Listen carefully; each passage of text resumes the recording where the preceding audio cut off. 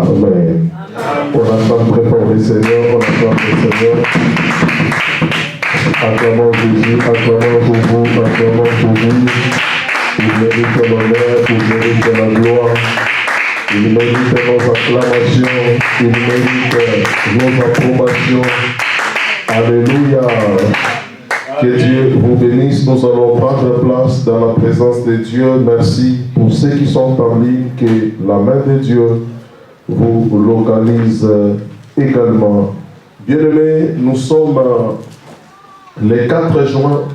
C'est le premier dimanche du mois de juin. C'est notre premier culte aussi dans ce mois de juin. Et que Dieu vous bénisse, vous qui avez fait ce déplacement afin de venir adorer Jésus, afin de venir glorifier le Seigneur.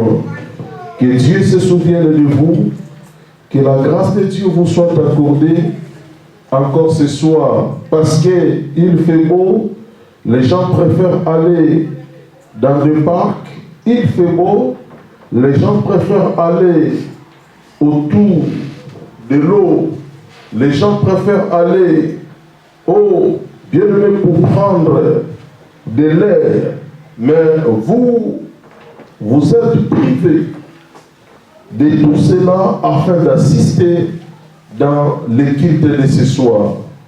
Le Dieu que nous prions n'est pas un Dieu injuste, c'est un Dieu juste.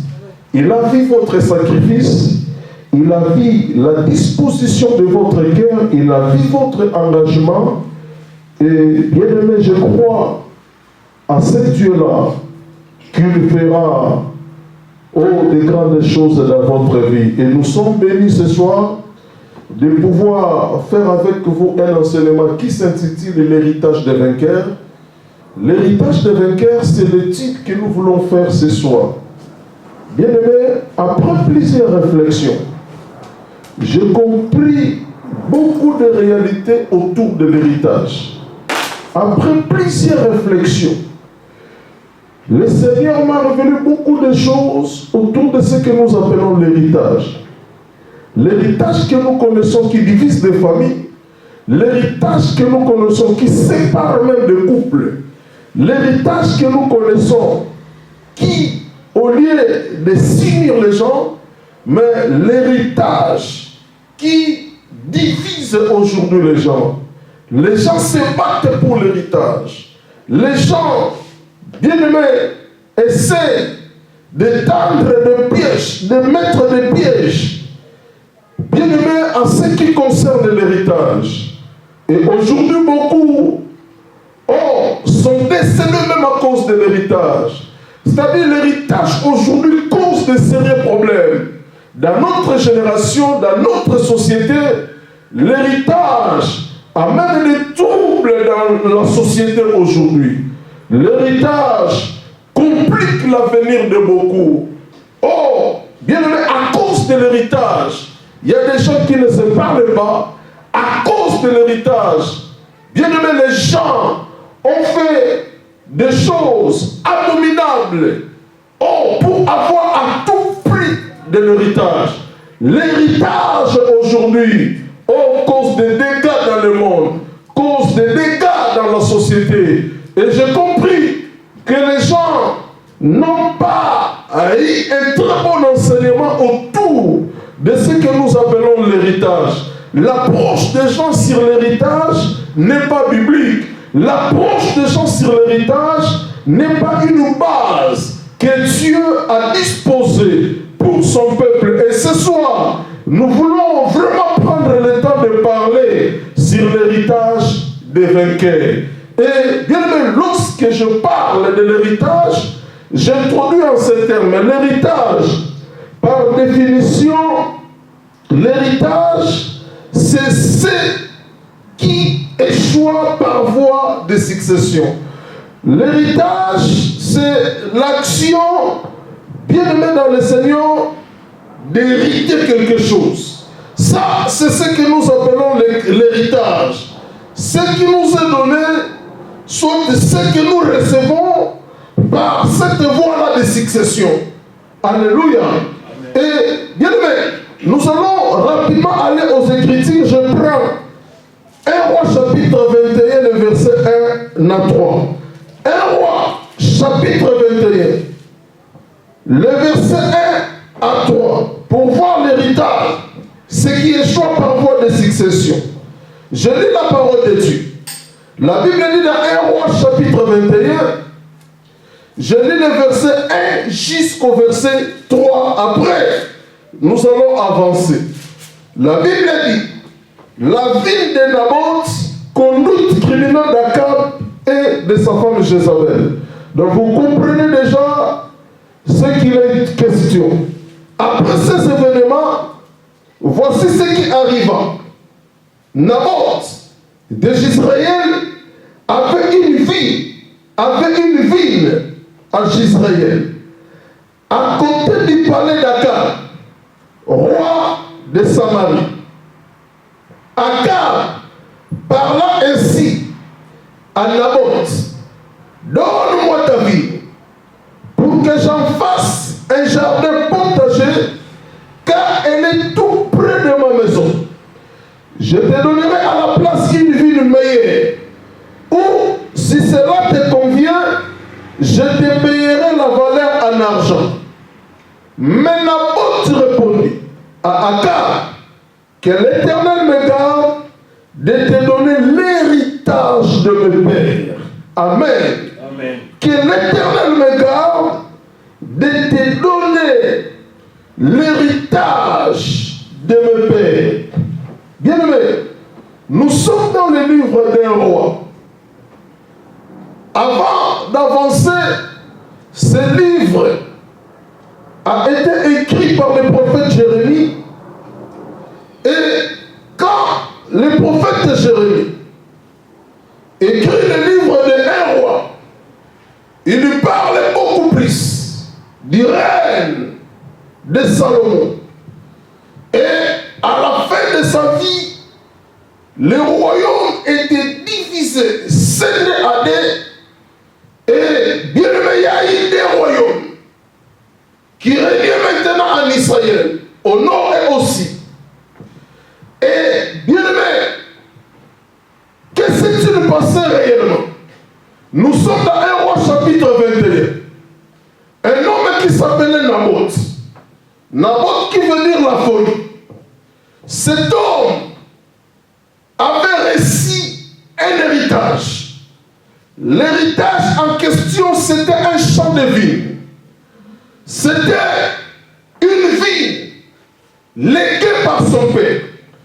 Et son père aussi avait reçu cette vigne, ce champ de vigne, après la mort de son père. Donc pour Naboth, c'était l'héritage de ses parents, l'héritage de ses pères. Et lui aussi en prenait soin pour léguer cela un jour à ses enfants. Mais un problème s'est passé.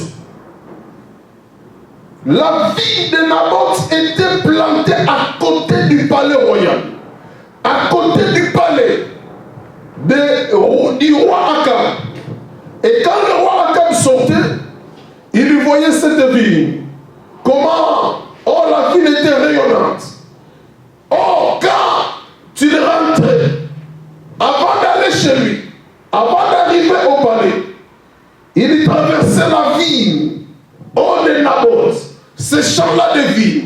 Et la Bible essaie de donner plus de détails sur cette ville. Oh, c'était une ville magnifique à voir. C'était une ville bien entretenue. C'était une ville bien soignée. C'était une ville, oh, bien aimée dans le Seigneur, que les gens admiraient, que les gens bien aimés regardaient, oh, avec beaucoup d'émotion. Une ville magnifique à voir. Et le roi Akab, il appelle Naboth. Il lui demande à Naboth de lui donner sa ville comme cela était à côté de sa maison. Il a voulu faire de la ville de Naboth un jardin de potage. Et bien aimé dans le Seigneur, soit il a proposé des choses à Naboth. Soit je te donne une autre vie plus meilleure que celle-ci, et si une autre vie ne te convient pas, je peux même te donner le prix de cette vie en argent. Il a donné des possibilités à Naboth. C'était à Naboth de choisir. Soit une autre vie plus meilleure que la vie là, soit le roi devait verser de l'argent à Naboth pour qu'il puisse avoir sa vie. Oh, la réponse de Naboth m'a surprise.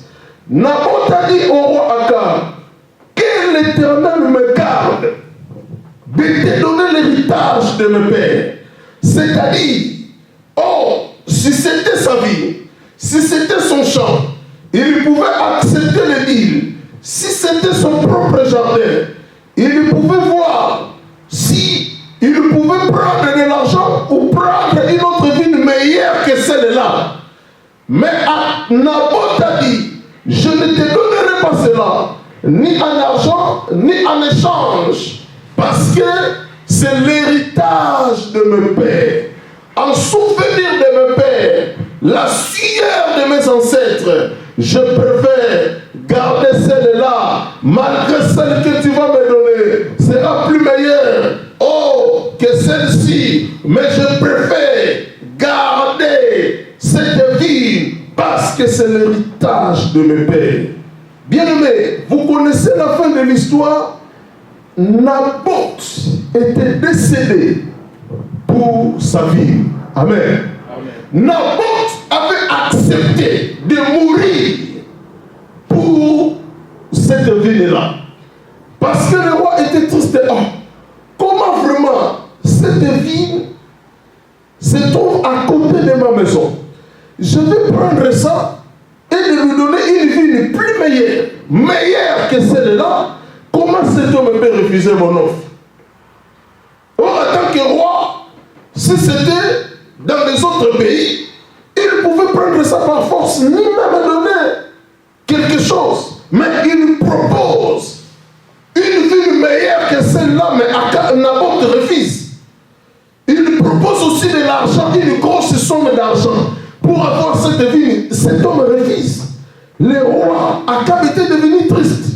Et en rentrant à la maison, sa femme a constaté que son mari était devenu triste. Il lui pose la question, qu'est-ce qui s'est-il passé?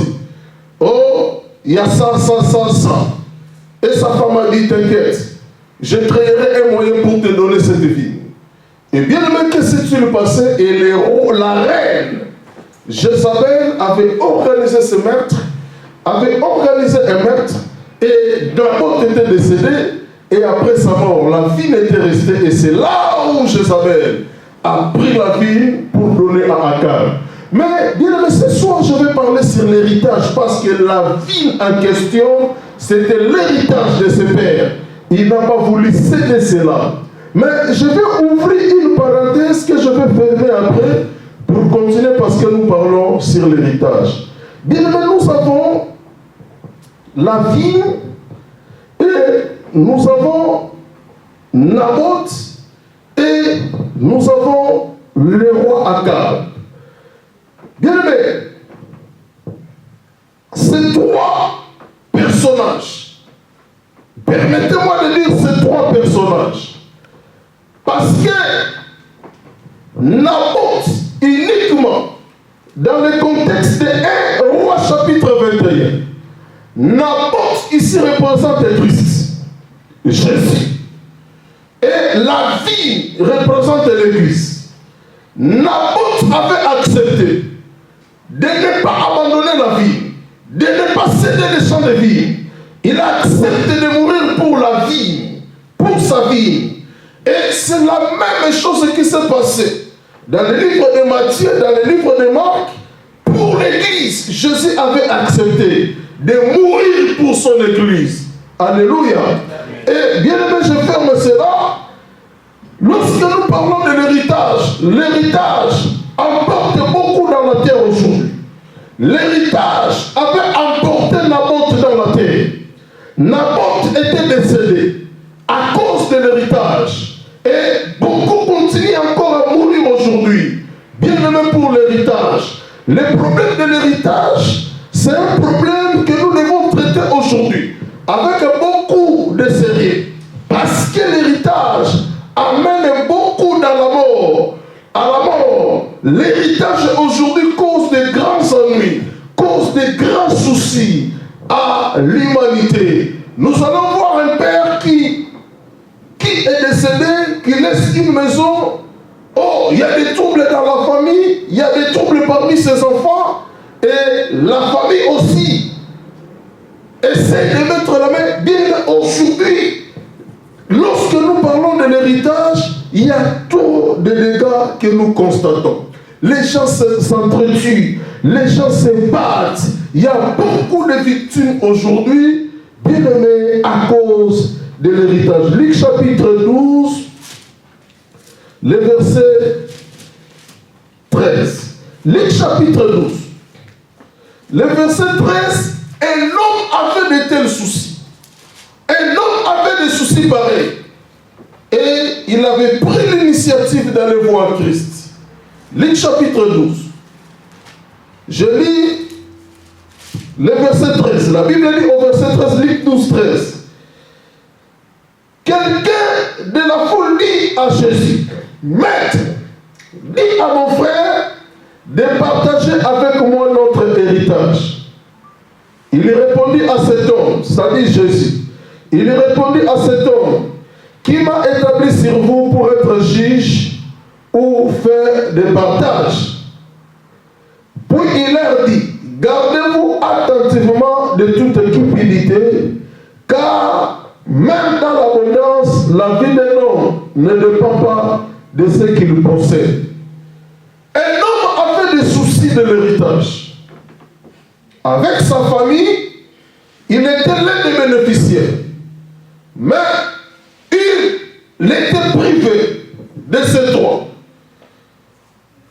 Il est allé voir Christ pour dire à Jésus, s'il pouvait intervenir, si Jésus pouvait parler à son frère qui avait confisqué l'héritage de la famille, et il est allé voir Christ, si il peut jouer la médiation afin que son frère qui avait confisqué l'héritage partage aussi avec lui, du fait que lui aussi était l'un des héritiers. Alléluia. Amen. Et on a écouté la réponse de Jésus. Jésus avait donné une réponse surprenante. Qui m'a établi juge ou celui qui peut faire des partages? Là ne me concerne pas. C'était une affaire à régler dans la famille. Alléluia. Bien, mais ici, nous ne disons pas que l'héritage est mauvais. Non. L'héritage n'a jamais été mauvais. C'est la cause des problèmes. Mais l'héritage n'est pas mauvais. Alléluia. C'est comme l'argent. L'argent n'a jamais été mauvais. Mais nous disons que l'argent c'est un mauvais serviteur. C'est-à-dire l'argent conduit beaucoup de gens dans des bêtises. Mais l'argent en question, l'argent n'est pas mauvais. Cela dépend du cœur de chacun lorsque nous recevons de l'argent. Ce que nous faisons, c'est ce que nous faisons avec de l'argent, c'est ça qui compte. Et l'héritage aussi n'est pas mauvais. Pour ceux qui reçoivent de l'héritage, et bien aimé, il y a seulement 3 conseils qu'un homme sage peut donner. L'héritage, on le conserve. L'héritage, on le conserve. C'est-à-dire qu'on protège l'héritage, on garde l'héritage. Raison pour laquelle Naboth avait accepté de mourir pour garder, pour protéger, pour conserver l'héritage de ses parents. L'héritage, deuxième conseil, on le fructifie. Lorsque nous recevons de l'héritage, c'est pour fructifier cela. Et la troisième et dernière chose, et troisième et dernier conseil, lorsqu'on a l'héritage c'est aussi pour le léguer aux générations futures. Amen. Ce que nous recevons par la voie de la succession, c'est à nous aussi de le léguer aux générations futures, aux enfants. La maison que j'ai reçue de mon père, je ne la vendrai pas. Je garderai cette maison pour laisser aussi à mon enfant, à mes enfants, et avec des instructions fermes, de laisser cela aussi à mes petits-enfants. L'héritage, il y a 3 choses à savoir. Il faut le conserver dans le sens de protéger et de bien garder. La deuxième des choses, l'héritage, on le fructifie. Et l'héritage, troisième chose, c'est pour léguer aux générations futures. Amen. Amen. Mais ce soir, je vais nous présenter les 3 types d'héritage que la Bible nous enseigne. La Bible nous présente 3 héritages. Amen. Amen. Lorsque je parle de vainqueurs, c'est-à-dire je vois les enfants de Dieu qui ont vaincu le péché. Les enfants de Dieu que Christ a couronné de vainqueurs sur la croix du Calvaire. Parce que sur la croix, Jésus avait remporté la victoire. Mais il a donné les chapeaux. Il a donné la couronne à l'Église. Et Jésus est le vainqueur. Mais l'Église n'est pas le vainqueur. Mais l'Église est plus que vainqueur. Parce que Jésus a pris la coupe. Jésus a gagné la compétition. Et il lui donne le trophée à l'Église. Et son trophée qu'il a reçu est un vainqueur. Il lui donne à l'Église. Et l'Église devient plus que vainqueur. Amen. L'héritage de vainqueur, l'héritage de ses enfants. Oh, bien-aimé, pour ce soir, nous allons nous arrêter là en parlant sur les 3 types d'héritage. Amen. Amen. Premier type d'héritage, bien-aimé dans le Seigneur, c'est la vertu. Vous savez, aujourd'hui, les gens, lorsque nous parlons de l'héritage, les gens voient de biens matériels. Aujourd'hui, lorsque nous parlons de l'héritage, les gens voient de l'argent. Aujourd'hui, lorsque nous parlons de l'héritage, les gens voient des immeubles, les gens voient des voitures, les gens voient des maisons. Et les gens, lorsqu'ils se battent aujourd'hui, ils se battent pour des biens matériels, ils se battent pour de l'argent, ils se battent pour les avoirs. Mais bien aimé, le premier type d'héritage dans la Bible, c'est la vertu. Amen. Amen. C'est la vertu. S'il y a un héritage qu'on peut donner, qu'on peut léguer aux enfants, c'est d'abord des vertus. Alléluia. Amen. Bien aimé, on peut donner l'héritage aux enfants, mais si on n'a pas eu le temps d'éduquer cet enfant, si on n'a pas eu le temps de scolariser cet enfant, si on n'a pas eu le temps d'inculquer de bonnes bases à cet enfant, si on n'a pas eu le temps, bien aimé, de bien élever l'enfant, de lui inculquer des vertus, bien aimé, l'héritage, va se volatiliser. Pourquoi? Parce que l'enfant, ne sera pas à mesure de bien garder l'héritage, de fructifier l'héritage, pour le léguer aussi aux générations futures. Pourquoi? Parce qu'il manque de vertu. Alléluia. On a vu, bien aimé dans le Seigneur, on va arriver, je vais arriver là. Mais on a vu dans la Bible un enfant qui vient demander à son père sa part d'héritage. Il dit, papa, nous sommes qu'aidés, mon frère aîné et moi. Tu as beaucoup de biens, tu as beaucoup de richesses. Donne-moi la part qui me revient. Et moi, je dois aller construire ma vie, loin de vous. Bien aimé, il a demandé l'héritage, mais il n'avait pas de vertu. Il lui demande l'héritage. Il n'avait pas vraiment de bonnes bases. Il lui demande l'héritage. Bien aimé, il a reçu aussi l'héritage. Mais après un temps, il était retourné chez son père. Bien aimé, le même vie. Il était retourné chez son père. Il manquait même de l'eau à boire. Il manquait même du pain. Il manquait même les vêtements. Lui qui avait reçu une grosse part de l'héritage. Que son père lui a donné. Avant même sa mort. Il donne dedans l'héritage à son jeune enfant, à son jeune fils. Bien aimé, nous voyons ce qui a causé. Pourquoi? Parce que cet homme n'avait pas de vertu. Alléluia. Bien aimé, le premier héritage dans la Bible, c'est la vertu. des vertus. Dieu nous fera grâce d'être parents demain, soit nous sommes déjà des parents. S'il y a le premier héritage à léguer aux enfants, c'est la vertu. Amen. Amen. Amen. Oh, bien-aimé, éduque l'enfant, montre à l'enfant la bonne voie, montre à l'enfant, oh, le chemin de l'école, instruis l'enfant, oh, éduque l'enfant, oriente l'avenir de l'enfant, inculque de bonnes bases à l'enfant, inculque, en Afrique on dit toujours que l'enfant, oh, les parents, oh, de l'autre est aussi mon parent, la maman de l'autre est aussi ma mère, le père de l'autre est aussi mon père, le grand frère de l'autre est aussi mon grand frère, la grande sœur de mon ami est aussi ma grande sœur. Bien-aimé dans le Seigneur, donne de bonnes bases à l'enfant, de ne pas voler, d'aller à l'école, bien-aimé de développer des vertus, d'inculquer, oh, une bonne éducation à l'enfant, d'inculquer une bonne éducation, bien-aimé dans le Seigneur aux enfants. C'est le premier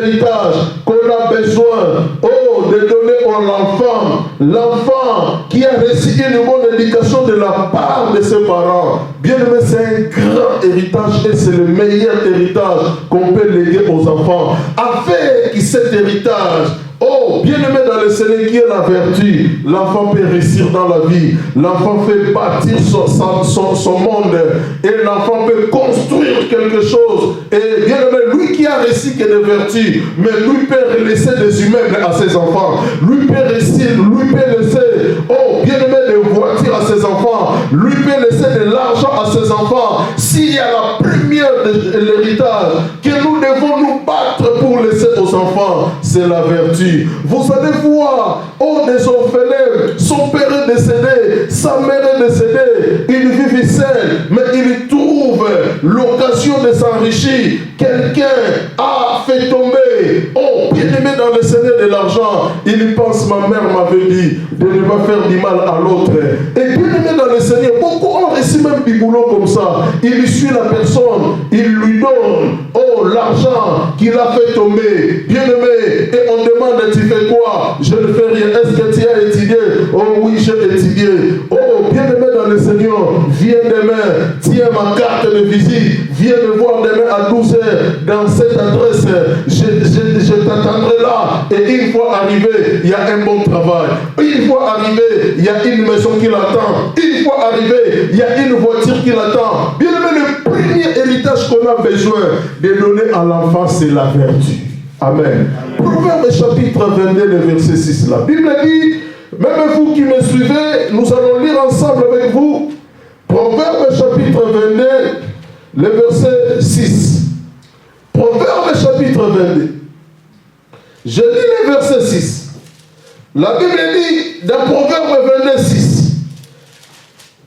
La Bible dit, instruis l'enfant selon la voie qu'il doit suivre.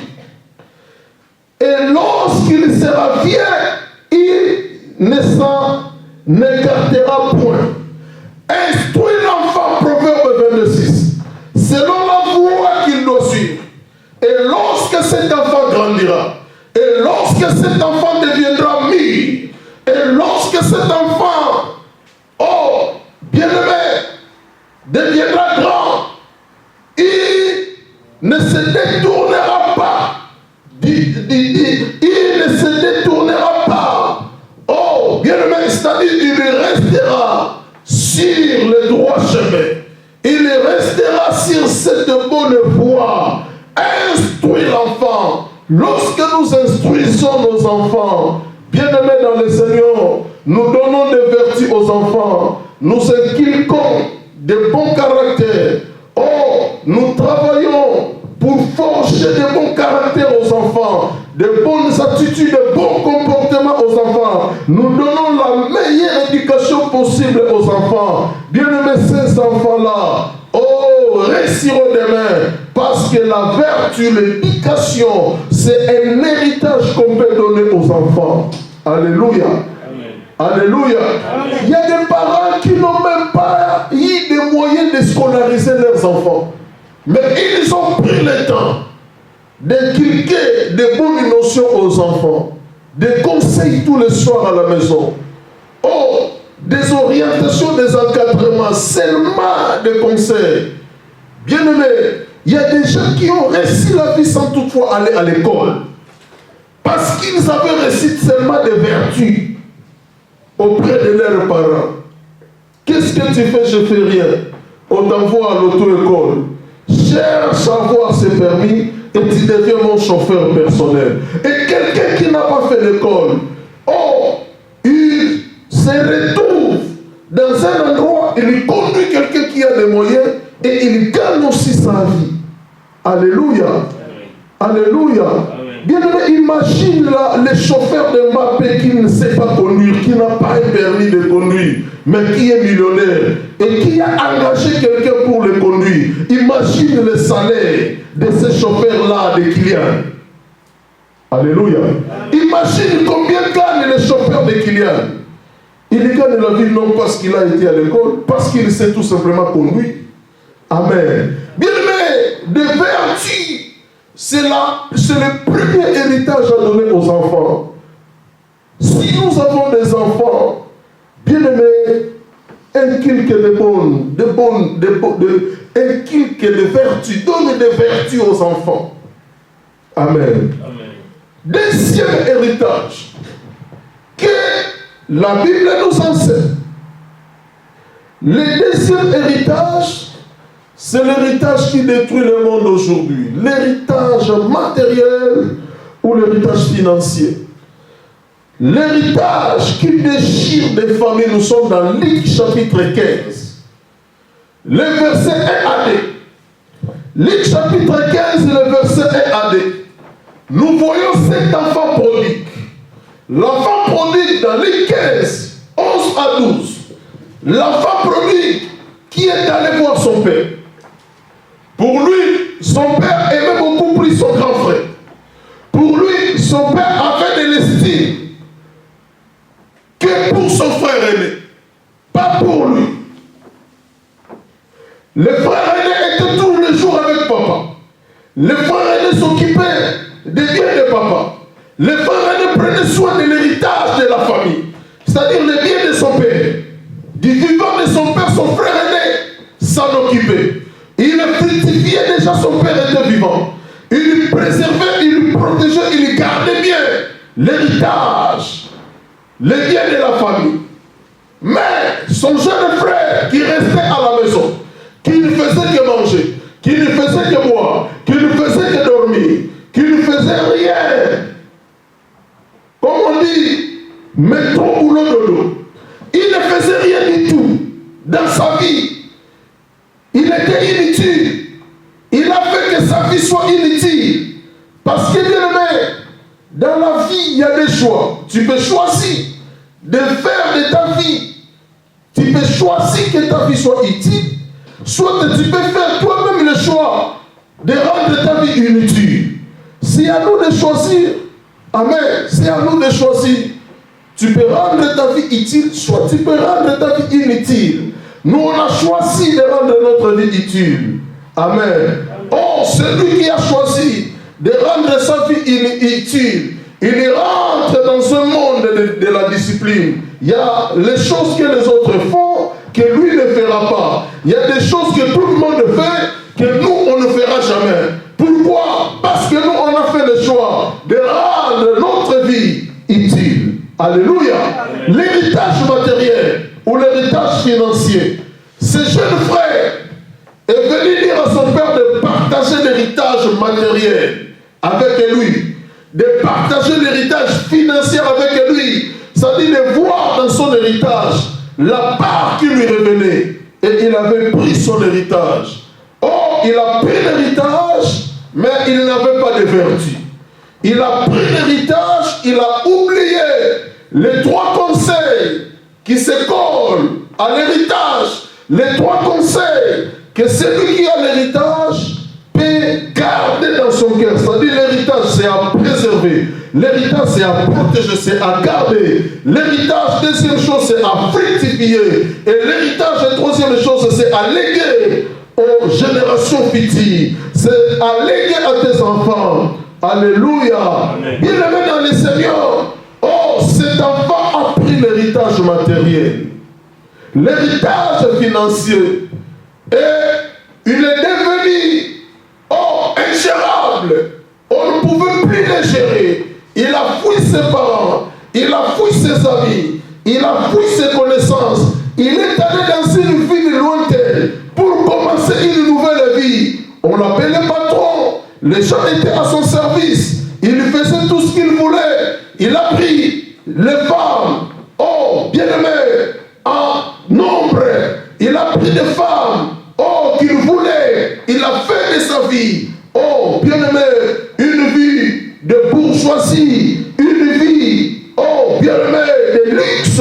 Mais il ne savait pas qu'un jour l'héritage, si cela est mal géré, nous allons nous retrouver dans une situation difficile, et c'est ce qui s'est passé dans sa vie. Deuxième type d'héritage, c'est l'héritage matériel que nous voyons dans Luc. Et bien aimé, aujourd'hui, nous allons nous arrêter sur le troisième héritage, le meilleur de tous les trois héritages. Oh, que la Bible nous recommande fortement. Le troisième héritage, bien aimé, c'est Dieu. Amen. Dieu est l'héritage des vainqueurs. Bien aimé, ton père ne peut pas te léguer des moyens. Ton père ne peut rien te léguer. Mais si il t'a légué Dieu, si il t'a donné Dieu, je suivais, oh, quelqu'un à la télévision qui disait: j'ai rien à léguer à mon enfant, je donne seulement, je lègue Jésus à mon enfant, je lègue tout simplement la parole de Dieu à mon enfant, je lègue tout simplement Dieu à mon enfant. Bien-aimé, oh, le troisième héritage, c'est Jésus-Christ. Jésus-Christ est le troisième héritage. Bien-aimé, tu peux être privé des premiers héritages, mais si tu as Dieu, si tu as Christ dans sa vie, Jésus constitue déjà l'héritage. Bien-aimé, laisse Jésus à vos enfants, laisse Jésus à laissons, oh, Jésus à nos enfants. Si on va léguer la parole de Dieu à nos enfants, ces enfants-là connaîtront Dieu toute leur vie, et Dieu les bénira, et Dieu les assistera, et Dieu les accompagnera. Ils seront, je peux dire bénis, ils seront privilégiés parce qu'ils ont Dieu, ils seront intouchables. Bien-aimés, oh, lorsque Dieu nous fait grâce, bien-aimés dans le Seigneur, nous devons léguer la parole de Dieu à nos enfants. Amen. Alléluia. Amen. Le troisième héritage, c'est Jésus-Christ. Le troisième héritage, c'est la parole. Lorsque nous parlons de Jésus-Christ, ça dit nous parlons de Dieu. Et lorsque nous parlons de Dieu, nous parlons de la parole. Amen. Amen. Donc lorsque nous parlons de Dieu, nous parlons de Jésus-Christ. Et lorsque nous parlons de Jésus-Christ, nous parlons de la parole. Alléluia. Léguons Dieu, léguons Christ, léguons la parole de Dieu à nos enfants. Jésus-Christ est le troisième héritage. Josué chapitre 1er, le verset 8, la Bible dit que ce livre de la loi ne s'éloigne point de ta bouche, mais dicte-le nuit et jour pour agir fidèlement selon tout ce qui est écrit. C'est alors que tu auras du succès dans tes entreprises, et c'est alors que tu réussiras. Bien-aimé dans le Seigneur, oh, le meilleur héritage à donner aux enfants, c'est Jésus. Le meilleur héritage à léguer aux enfants, c'est la parole de Dieu. Oh, nous, nos parents, nous ont légué Jésus. Oh, nos parents nous ont montré Jésus, nous ont montré les chemins de l'Église, nous ont montré les chemins de Dieu, nous ont montré de s'accrocher à Dieu, de s'accrocher à la parole, de s'attacher à Jésus. Ils nous ont laissé que Dieu. Et bien aimé dans le Seigneur, avec Dieu nous réussirons, avec Dieu il y a la réussite, avec Dieu il y a la bénédiction, avec Dieu il y a la joie, parce que la Bible dit l'or et l'argent appartiennent à Dieu. C'est lui qui a reçu que Dieu comme l'héritage, c'est lui qu'on lui a laissé que Dieu. Bien aimé, l'or et l'argent appartiennent à Dieu. Si tu as Dieu, tu vas construire une vie meilleure. Si tu as Dieu, tu vas régner. Si tu as Dieu, tu vas, oh, bien aimé, occuper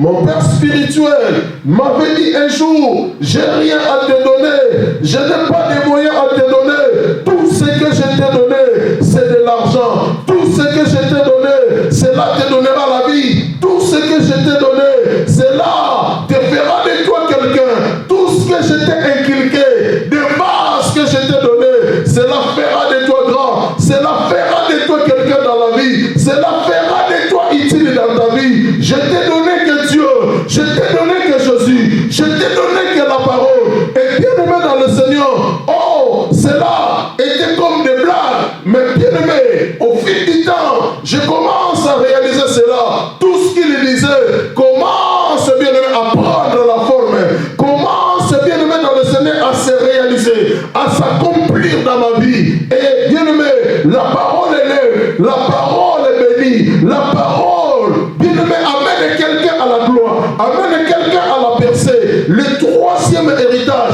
le meilleur de l'héritage qu'on peut donner aux enfants, bien aimé dans le Seigneur, c'est la parole. Amen. Le meilleur héritage qu'on peut donner aux enfants, c'est Dieu. Bien aimé, léguons Dieu à nos enfants, léguons Jésus à nos enfants, léguons la parole de Dieu à nos enfants. Nous, on n'a pas, oh, bien aimé, reçu des millions de la part de nos parents. Nous, on n'a pas reçu, oh, des maisons. Nous, on n'a pas reçu des biens matériels de la part de nos parents. Nos parents nous ont légué que Jésus, nous ont légué que la parole. On s'est accroché à cet héritage qui est Dieu. Et cet héritage qui est Dieu, aujourd'hui, bien aimé dans le Seigneur, cela nous fait sillonner les quatre coins du globe. Pourquoi? Parce que c'est un héritage meilleur. Cela, bien aimé, nous aide aussi, oh, à avoir une voiture, à avoir une maison, à avoir, oh, bien aimé, les choses de la vie. Pourquoi? Parce qu'on a reçu l'héritage meilleur, l'héritage, bien aimé, oh, qu'on peut léguer à nos enfants, le meilleur héritage, c'est-à-dire Jésus-Christ. Jésus-Christ est l'héritage, bien aimé. Lègue Jésus à nos enfants, lègue Jésus à nos petits frères, lègue Jésus, oh, bien aimé, aux générations futures. Et nous allons bâtir un avenir meilleur pour tous ces gens-là, oh, bien aimé, qui vont recevoir Jésus comme l'héritage de leur vie. Leur vie, oh, seront prospères et leur vie seront bénies. Alléluia. Bien-aimé, ne vous battez pas pour l'héritage. Oh, la meilleure héritage, le meilleur héritage, c'est Jésus. Le meilleur héritage, c'est la croix. L'ensemble de tout ce que Christ a fait sur la croix constitue l'héritage pour ses enfants, constitue l'héritage pour son peuple. Donc Christ est notre héritage aujourd'hui. Alléluia. Bien maintenant, nous allons prier le Seigneur. Dieu est tout-puissant, merci. Merci